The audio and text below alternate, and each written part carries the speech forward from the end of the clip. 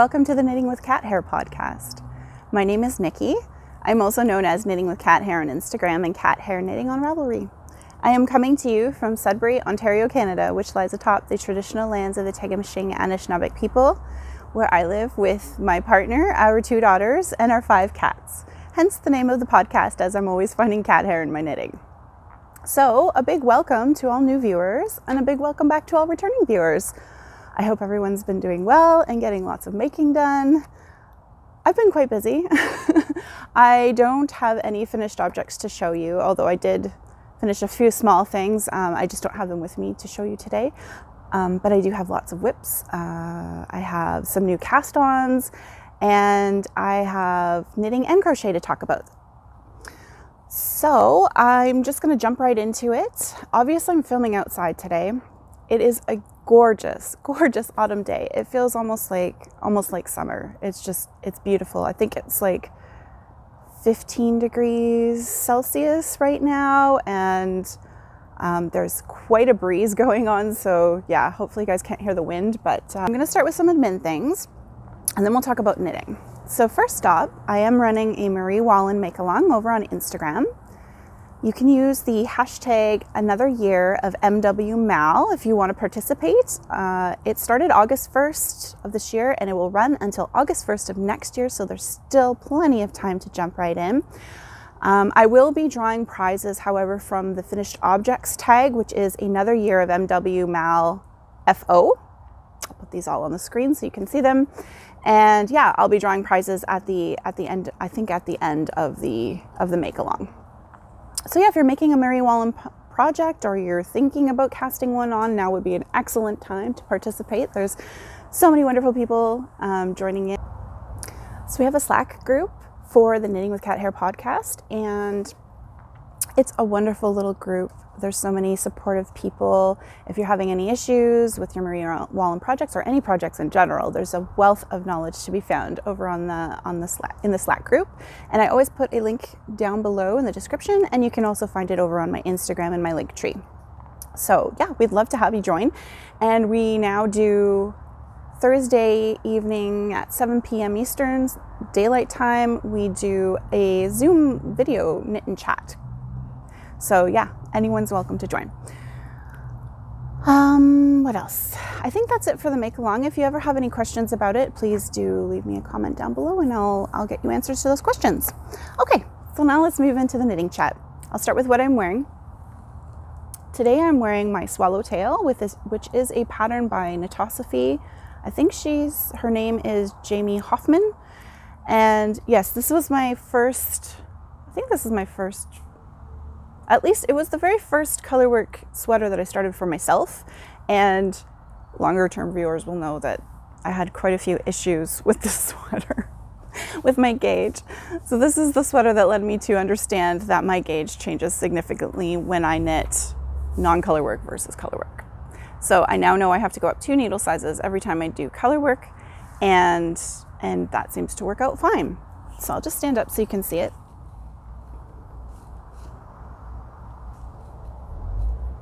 It's very autumnal and it's perfect for today. So yeah, that's what I'm wearing. And it was knit out of 100%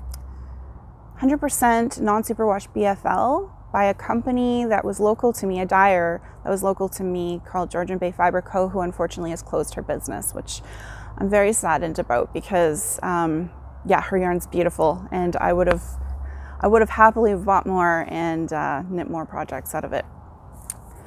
Okay, so now let's move into, as I mentioned, I have no finished objects to show you today. However, I do have some whips. I'll start with the whips that you're familiar with. I'm just gonna move up a bit. Okay, let's start with, we were talking about Marie Wallin, so I'll start with my Marie Wallin. So I'm knitting the Samphrey, which is, as I mentioned, a pattern by Marie Wallin. It's found in this Shetland book. However, you can buy the pattern individually as well. And I'll pop in a picture so you can see what the finished sweater looks like. I think I forgot to mention this last time, but I'm going to try to remember to mention this. So firstly, it's not a size inclusive pattern. I think the largest size it goes up to is, let me just double check, an XXL, which is a 48 to 50 inch or 122 to 127 centimeter bust size to fit a size. So finished bust sizes are, if you're on gauge, 57 inches is the largest, which is 144 centimeters. So it's actually quite a roomy sweater. Yeah, so I'm knitting the extra large, which accommodates a 44 to 46 inch bust, and I have a 45 inch bust for reference.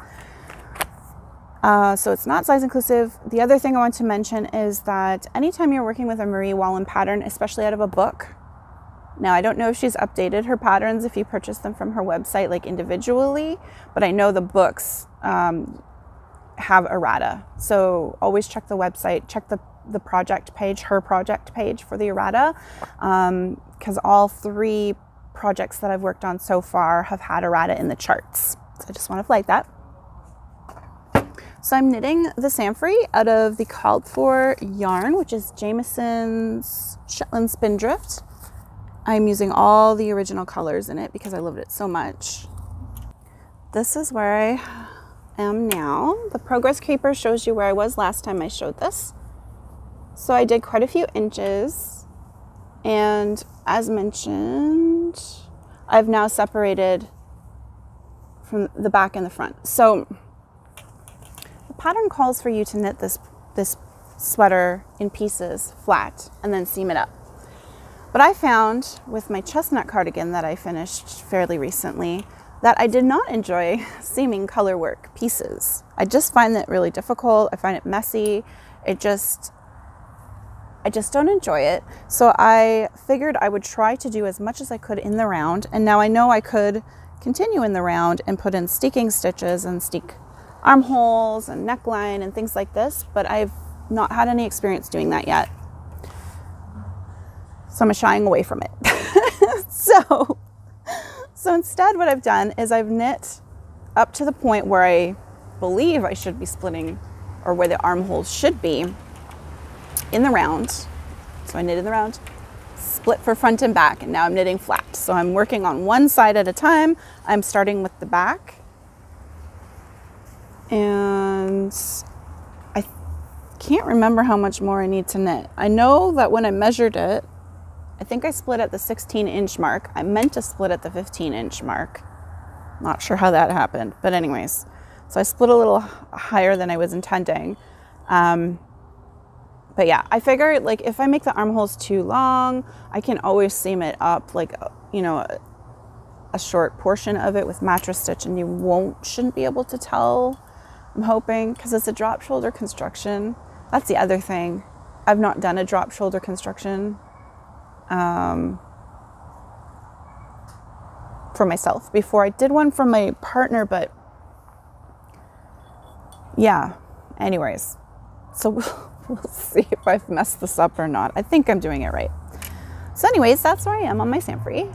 I just love the colors. They're showing up much brighter on camera than they actually are in person. In person, they're like very earthy,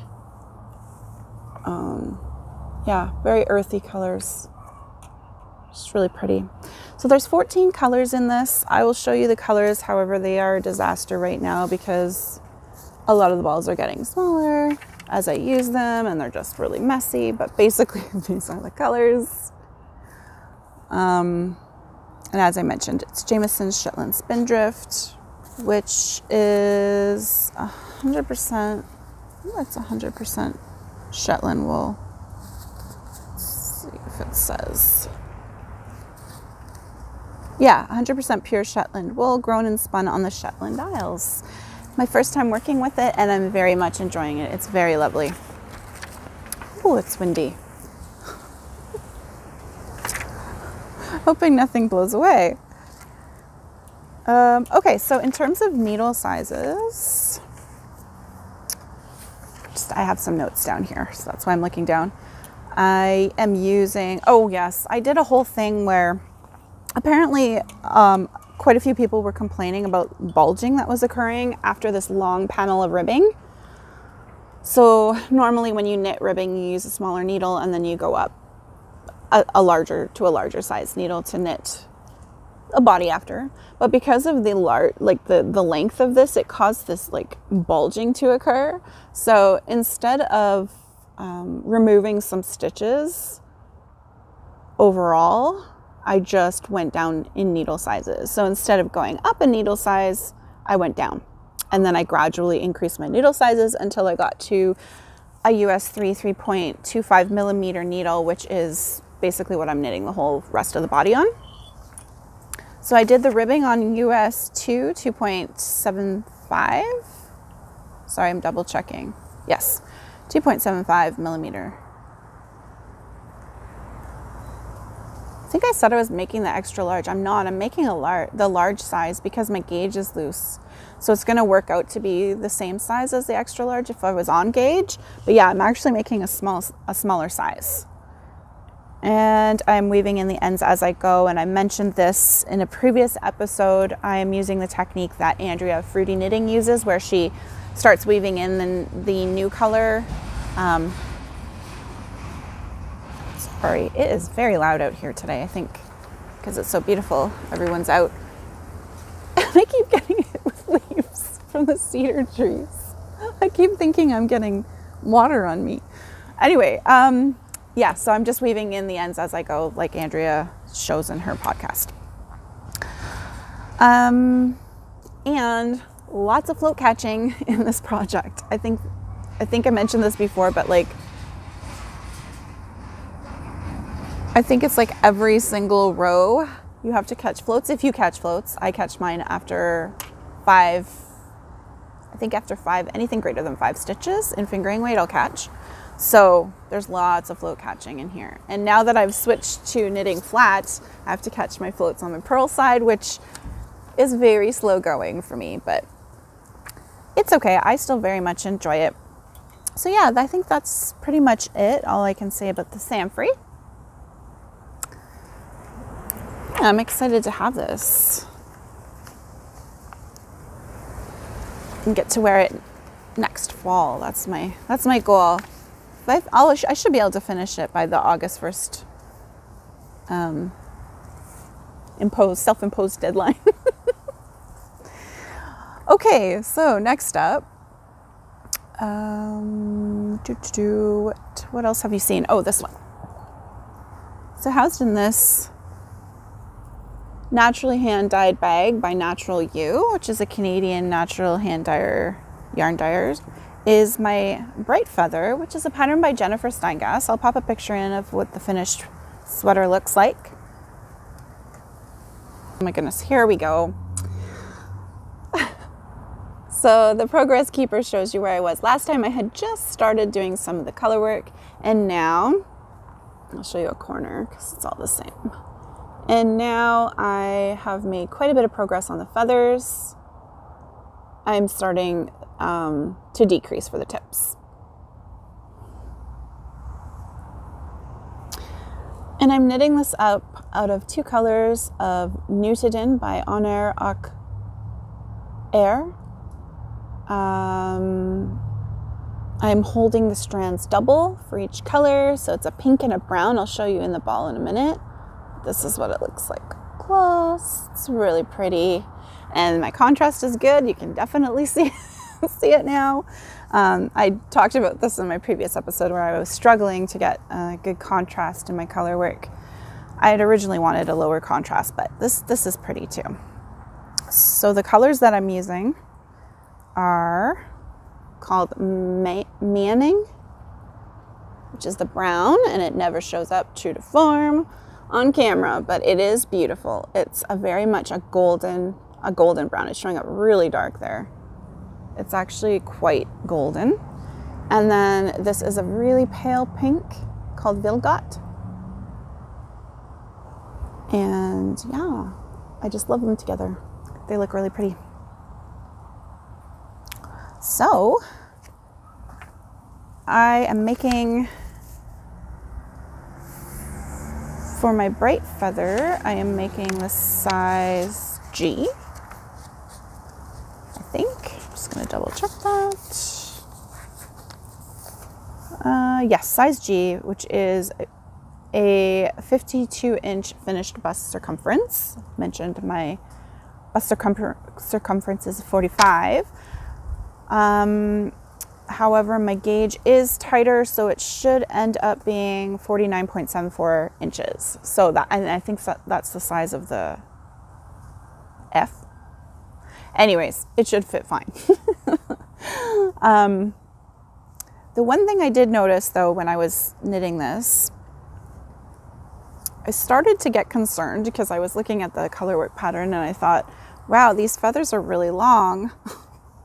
And I started getting concerned that perhaps I was going to be finishing the colorwork too far down and that my, separating for the sleeves would be too far down. And then you end up with this like bat wing kind of effect. I really didn't want that. Question for you all. For those of you who gauge swatch, firstly, do you gauge swatch? Are you pro gauge? Anti gauge? Let me know. Secondly, when you do gauge swatch, do you pay attention to your row gauge or do you just focus on the stitch gauge? So I typically only focus on the stitch gauge, honestly. However, where row gauge really makes a big difference is in colorwork yoke sweaters, because it's a set number of rows, right? Like it's different when a designer will say, you know, knit for X number of inches, and you can just, I mean, no matter what your row gauge is, you're going to knit the same length. So it doesn't matter. However, when they're asking you to knit in pattern and you have to knit, let's say for this one, I think it's like 59 rows or rounds for the pattern. Row gauge becomes very important because like me, you could end up having really loose row gauge and then you're going to end up with separating for sleeves way too far down. So you might have to make adjustments to the pattern. So I went ahead and measured my row gauge on my piece and I found out that I was in fact, like I mentioned, looser, quite a bit looser, like significantly looser. I think I was getting a 30. Oh, no. Opposite. They wanted me to have 30 and I was getting like 26 or something. It was like 4 rows difference per 4 inches. So anyways, it was a big enough difference. So I just went ahead and because I'm already in the middle of the color work, I actually was at a pretty good point. I just went ahead and removed one of the sections for the feather. So instead of, I think this one, you're supposed to repeat this longest one twice. And instead of doing that, I just omitted that second one and just started decreasing in size. See how it goes smaller. So I'm just doing that instead. So that cut out, I think, five rows or rounds. So that should decrease the yoke. That's what I did. Anyways, don't do what I do.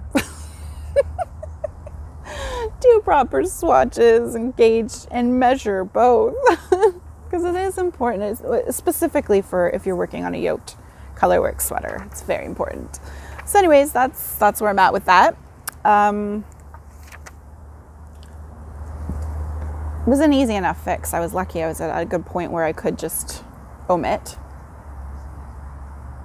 So needle-wise, I used US 3.25 millimeters to cast on for the neckline. And then I'm using US 4, 3.5 millimeters for the color work. No, for the non-color work. And then a US 6, 4 millimeter for the color work. So I have to go up 2 needle sizes for color work, as I mentioned.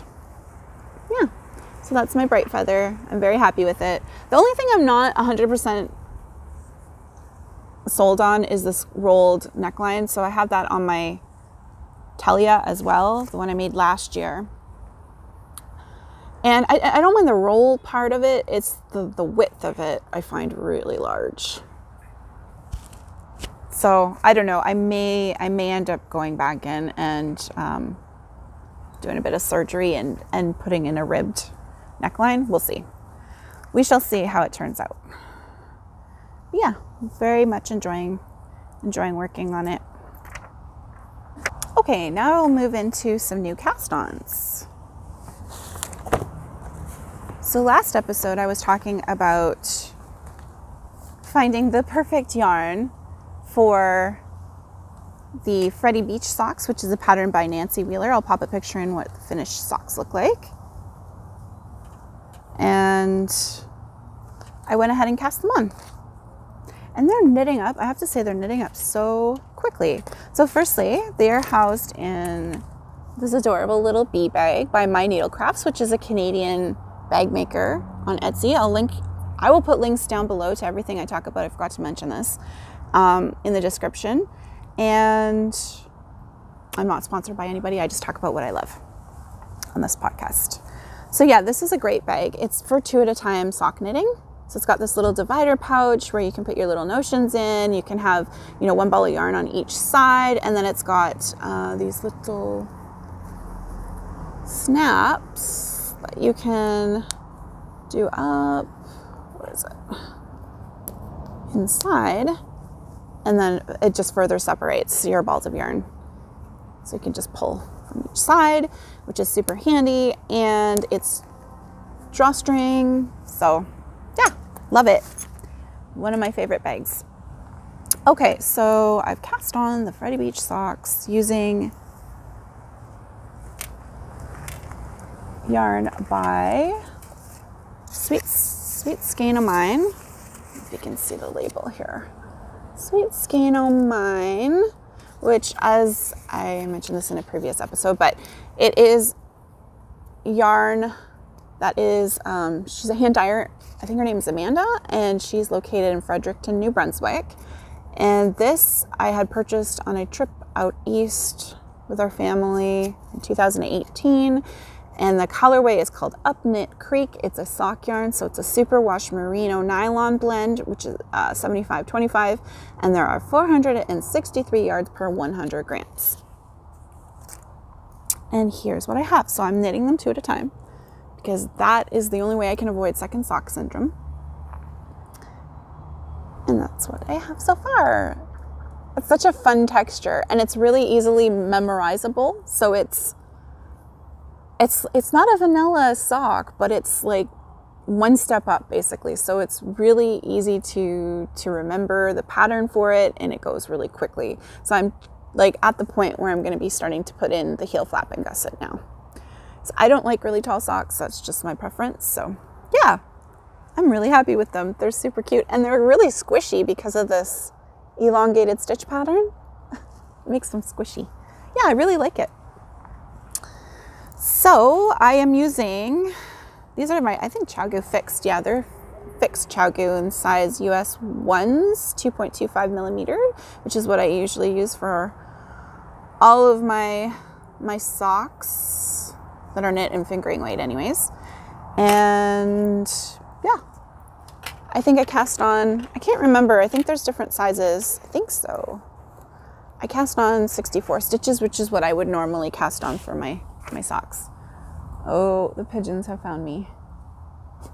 Or found the food, I should say, not me. They're staring at me from their roof. Here they come. Yeah, so socks. Knitting up way quicker than I expected. I am not... I had lost my sock mojo for a while. And I'm not sure entirely why, but I used to always have a pair of socks on my needles at all times. And then I got to a point where, I don't know why, I just lost my mojo, but it seems to be back again. So that's great. So yeah, I think that's it for that. And then my next new cast on is called the Watch Cap Hat. It's a free pattern by Purl Soho. I think a lot of people are making it right now. I keep seeing it popping up on podcast episodes. So I think Inga is making one. She just finished one. I think she's making another one, Knitting Traditions. And who else? I saw it on another one too. Anyways, it's a super simple 2x2 rib hat. And for a while there, it was getting quite a bit colder. And I have 2 hats One was knit a long time ago out of alpaca. Actually, I have 3 hats. The alpaca hat has stretched, so it doesn't fit me the greatest. And then I have another one that's pink, and it just doesn't go with a lot of the things that I wear. So I wanted something more neutral. So I am using Wool of the Andes worsted tweed, I think it's called, by Knit Picks. Although it's called a worsted weight yarn, it's actually quite thin, and I would say that it knits up more like a DK. I'm just holding it single. It's 2x2 ribbing for days.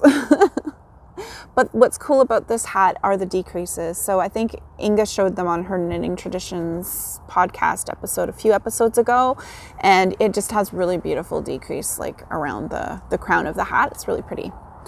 So I'm looking forward to that, and then I will have this nice new neutral brown hat to wear in the winter. I'm using US 3.25 millimeter needles to knit this. And as mentioned, I think the pattern calls for DK weight yarn. Yeah. I don't know. I'm so indecisive. I want to make all the hats right now. I really wanted to do like a colorwork Let Lopey hat, but I haven't found the pattern that I want to make yet. I also really love the new, or new-ish, oh my gosh, Pressed Flowers hat by Amy Christoffers. I think I saw Leanne of the Knitty Stew podcast was making Pressed Flowers. It looked so pretty on her. She finished it. It was cute. So I think I want to make that one too. Just a matter of choosing the yarns. I'm so indecisive. Do you guys have trouble deciding too? Do you feel overwhelmed by choice sometimes? That's me, totally. So yeah, so that's it for knits. Oh no, that's not it for knits. I have one more thing I wanted to mention. I didn't do any work on it, like knitting wise. However, I'm going to show it anyways because I wanted to mention something. So housed in this adorable little fox bag, but also by My Needle Crafts, is my Daffodil, which is another pattern by Marie Wallin. It's found in the springtime collection. I will pop in a picture of what the finished project looks like. As I mentioned, I didn't do any knitting on it. However, after I showed it last episode, I think it was last episode, I got a few people commented because I'm using Holst Garn Super Soft for the first time to knit this, and they were telling me to be wary of the fact that it actually shrinks when you wash it. And I was like, really? I don't think I know of... Okay, granted, I'm not super worldly. I haven't used all the yarns. But I've never had that experience where a yarn actually shrunk. I've had, the opposite experience where, a super wash yarn would stretch out with washing and stuff like that, but never had the opposite happen. So I got curious, and so the majority of people, and there were people in the Slack group, I pulled the Slack group as well to see if anyone had that experience, and yes, they have. However, there were a few people who said that they didn't have that problem. So I was curious to see what would happen. So I went ahead and I washed my back piece that I had finished for my Daffodil. So this is it.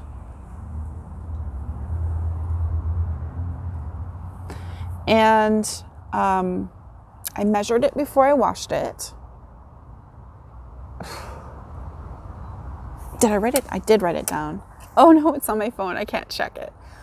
Okay, I'm just gonna tell you that I can't remember what the exact numbers were, but I know that they were right. It did shrink, and it was a huge shrinkage. Like, it was like inches of shrinkage. Like, it wasn't just a little bit.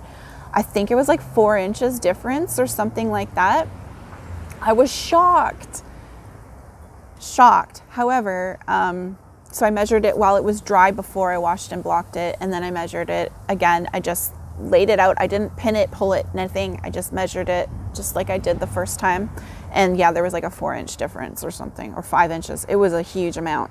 I was shocked. Anyways, I ended up just aggressively blocking the piece, so it's the right dimensions now. But yeah, if I hadn't have done that, it'd be way too short. So anyways, yeah, that's my experience. And this is with lace and cables. And now I don't know if it matters, if it, like, there was some debate as to whether or not, you know, like if it's, you know, if you're knitting looser or tighter, or, you know, the different types of stitch pattern that you're doing, if that could affect, you know, how much it shrinks, or whether it shrinks at all. Anyways, FYI, if you're using Hexie Super Soft and you haven't knit with it before, you might want to just be careful about the length. It didn't shrink widthwise. It was just actually, you know what, I shouldn't say that because I can't remember if I measured it. I didn't measure it, so I can't even say if it shrunk widthwise as well, but it definitely shrunk lengthwise. So I thought that was really interesting. I wanted to share it with you guys. So, and thank you to all of those who gave me that tip and let me know that that happens, because I would never have known. Never known. All I've heard about Hexie Super Soft is that it plumps up after washing, and my goodness, it does. It certainly does. So it starts off, and it's this really, I didn't bring it out. Did I bring it? Oh, I did. I have a little ball of it. It starts off really stringy and thin, and I was like, that's not fingering weight. That's so thin. But when you wash it, it plumps right up, and it's not dry and greasy. That's what it is in the ball. It's very dry and greasy. But I washed it. I let it soak for quite a while, so I wanted to get all the spinning oil out of it. And now it definitely softened up too. I would say it's still rustic because it's a 50% Shetland, 50% merino. So it's still going to be rustic, but it's definitely softer. So yeah, that's that. Okay, so that's it for the knits. Now I shall talk about my one crochet project. I have more than one crochet project, but this is the one I have, the one that I'll be talking about. What? Pigeon attack. Yeah, so I am almost done my Hexie blanket. So this is my Hexie blanket. There's not really a pattern for the blanket itself. It is a tutorial by Addict24 for the hexagon for the squares. And she also shows, I'll link it down below, but she also shows you how to join them as you go. So that's what I've been doing. So I've got, I think I have 1.5 more rows to go. I had 9 hexagons across, and I want to have 9 hexagons down. And yeah, I just love it. It's so much fun to work on. It's so relaxing. I work on this a lot when I'm not feeling well, which happens more often than I'd like. So yeah, I just wanted to share my progress. So the next time I show it, it should be done. And I don't know if I want to use up and just try and use up all of my yarns. I'm using, how many do I have? 3, 6. I think I have 7 simply wool worsted by Knit Picks in the different like natural shades, sheep shades. And then I'm also using 2 Patons simply wool worsted colors to supplement. So I don't know if I want to just use up all of it, or if I want to save some of it and just, I don't know, do a colorwork hat or something like that with the rest of it. I'm not sure. But yeah, really fun to work on, really comforting. Can't wait to have it done so I can curl up with it in the winter on our couch and just relax. Sorry, camera keeps getting blown sideways. There we go. Okay. I am using a, what is this? USH 5mm hook to do this, and worsted weight yarn, held single. And yeah, it's really fun. I'm gonna have this done. I can't wait to have my first crochet blanket for myself done. I've also been looking, so now I'm going to move into dream knitting, or it's actually dream crocheting. I have been looking at other crochet projects. I don't know, for blankets, I find that although I do like the look of some knitted blankets, it's just the amount of time that it takes to knit a blanket versus the time it takes to crochet a blanket. It's like, they're non-comparable. Crochet is so much faster. So I've been looking at some crochet patterns, and I don't know if you guys watch Fleece and Harmony. It's a podcast, Canadian, filmed over on Prince Edward Island. But if you do, you've seen Kim and Betsy's Wallflowers blanket, and that is just stunning. It's just beautiful. So I've been following their progress on it. And basically what it is like a course, and I think it's put on by Mercerie. Sorry, my French isn't very good. I'll link it down below as well. I don't think the course is open right now. They just closed. But I think she's got a waiting list for the next one, which is happening in the new year.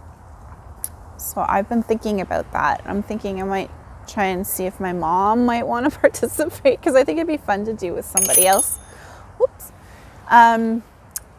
So yeah, that one's really beautiful. And Miga, actually, from Skeins of Dreams podcast, has signed up for the course, I think. So she's going to be doing that. So I look forward to living vicariously through her in the meantime. I think for me, the trouble will be too, like, trying to decide on colors. It's just, again, overwhelming decisions. So yeah, I think I might have difficulty deciding on colors for that one. So the other one that I was looking at is called, oh my goodness, what was the name of it? I think it's by Lilla Loves Bjorn or something like that. I will pop in a picture of the finished one that I was looking at. So it's basically got a mandala square in the middle, and then it's surrounded by a bunch of individual squares, I guess. And yeah, that one looks really pretty to me, and I like the idea of doing like the big centerpiece followed by the squares surrounding, and each square is kind of different, I think, at least along the border they are. So yeah, I am not an expert crocheter, but I love the idea of improving on my skills, and I think like a blanket would be perfect, because you can get so many different types of stitches learned through the process. So yeah, that is what I'm thinking of. I would have to decide on yarns and yarn colors. So this is a far off dream, I think. For now, I'll focus on finishing my one crochet blanket, my hexagon crochet blanket, and I also have a not a cozy memories, what's it, Battenberg blanket. But that one depends on scraps. I need scraps for that one, and I'm running out. So yeah, I think that's it for today. I'm going to leave it there, but I just want to say thank you so much if you stayed to the end. And if you did enjoy this video, please do give it a like, and make sure that you're subscribed so you don't miss any of my future videos. And I want to wish you all a wonderful next 3 weeks, and I hope it's filled with lovely weather and happy making. Bye.